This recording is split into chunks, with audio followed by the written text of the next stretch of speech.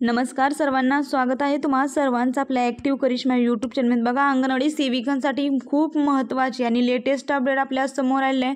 महाराष्ट्र शासनाचा नवीन एक जी.आर. आपल्या समोर आलेला आहे। जी.आरमध्ये या सर्व अटी रद्द करण्यात आलेल्या आहे। अंगणवाडी सेविकांना सुपरवायझर होण्याची संधी इथं भेटणार आहे। त्यामुळे हा व्हिडिओ खूप महत्त्वपूर्ण आहे। त्यांना जास्तीत जास्त अंगणवाडी त्यांना शेअर करायचं आहे ना। अशाच फक्त अंगणवाडी संदर्भात माहितीसाठी तुम्ही आजच आपल्या ॲक्टिव्ह करिश्मा यूट्यूब चॅनलला सबस्क्राईब करून घ्यायचं आहे।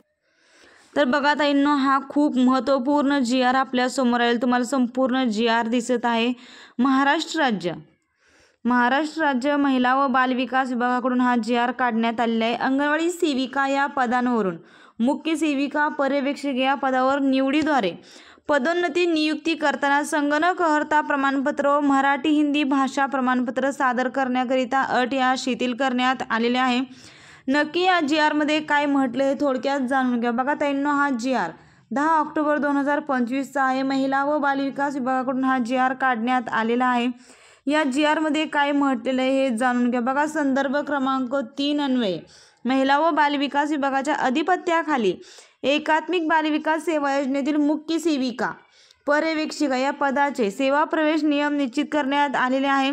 सदर सेवा प्रवेश नियम क्रमांक 7 नुसार अंगणवाडी सेविका या मानधनी पदावरून मुख्य सेविका पर्यवेक्षिका या पदावरून मर्यादित विभागीय परीक्षेद्वारे निवडीद्वारे नियुक्त करण्याची तरतूद करण्यात आलेली आहे।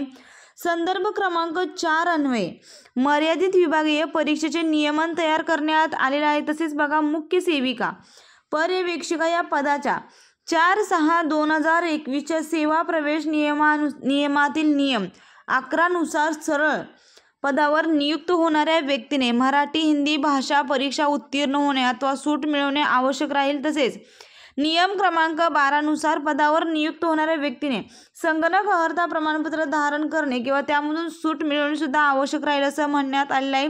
दोन्ही भाषा परीक्षा उत्तीर्ण केल्या नसल्यास तसेच संगणक, ज्याला आपण MSCIT म्हणतो, हे प्रमाणपत्र धारण केले नसल्यास नियमित विहित केलेल्या मुदतीत त्याची पूर्तता करणे आवश्यक राहील असं म्हटलेलं आहे। तर बघा, याच्या अगोदर ताईंनो, सेविकेतून मुख्य सेविका या पदासाठी निवड करताना मराठी हिंदी इंग्रजी टायपिंग किंवा MSCITचं प्रमाणपत्र हे कंपल्सरी होतं। परंतु या जी.आर. नुसार हे प्रमाणपत्र रद्द करण्यात आलेलं आहे। निवड झाल्यानंतर 2 वर्षाच्या आत हे प्रमाणपत्र सादर करावं अशी माहिती आपल्या समोर आलेली आहे। त्यामुळे हा व्हिडिओ ज्या सेविका मुख्य सेविका या पदी निवड होणार आहेत पदोन्नतीद्वारे, या सेविकांसाठी हा व्हिडिओ खूप महत्त्वाचा आहे ताईंनो। शासन निर्णय काय झालेला आहे तो बघा, अंगणवाडी सेविका या मानधनी पदावरून मुख्य सेविका पर्यवेक्षिका या पदावर मर्यादित विभागीय परीक्षेद्वारे निवडीद्वारे नियुक्त होणाऱ्या अंगणवाडी सेविकेंना निवडीद्वारे पदोन्नतीच्या म्हणजेच मुख्य सेविका पर्यवेक्षिका या पदावर रुजू झाल्याच्या दिनांकापासून 2 वर्षांच्या आत संगणक अर्हता प्रमाणपत्र व मराठी भाषा परीक्षा उत्तीर्ण होणे आवश्यक राहील। तसेच हिंदी भाषा परीक्षा 3 वर्षांच्या आत उत्तीर्ण होणे आवश्यक राहील। या अटींच्या अधीन राहून त्यांनी अर्ज करण्याची परवानगी देण्यात येत आहे। याबाबत मर्यादित विभागामध्ये आवश्यक बदल करून यथावकाश करण्यात येईल असं म्हटलेलं आहे ताईंनो। हा जी.आर. खूप महत्त्वपूर्ण आहे। या जी.आर.मध्ये अंगणवाडी सेविकांना जी आपली सरळ म्हणजे पदोन्नतीद्वारे जी सेविकांची मुख्य सेविकापदी निवड होते त्या निवडी संदर्भात हा जी.आर. आहे। आणि MSCIT आणि मराठी हिंदी संगणक अर्हता ही परीक्षा रद्द करण्यात आलेली आहे। निवड झाल्यानंतर 2 वर्षांच्या आत त्यांना प्रमाणपत्र सादर करणे आवश्यक राहील। या जी.आर.मध्ये हे म्हटलेलं आहे। हा जी.आर. महत्त्वपूर्ण आहे।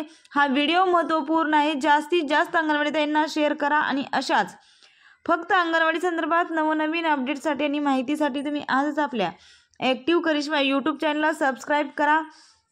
व्हिडिओ आवडला असेल तर व्हिडिओसाठी एक लाईक नक्कीच करा। आणि तुम्हाला जर हा महाराष्ट्र शासनाचा जी.आर. पाहिजे असेल तर तुम्ही www.maharashtragovernment.in या संकेतस्थळावर जाऊन हा जी.आर. पाहू शकताय। धन्यवाद।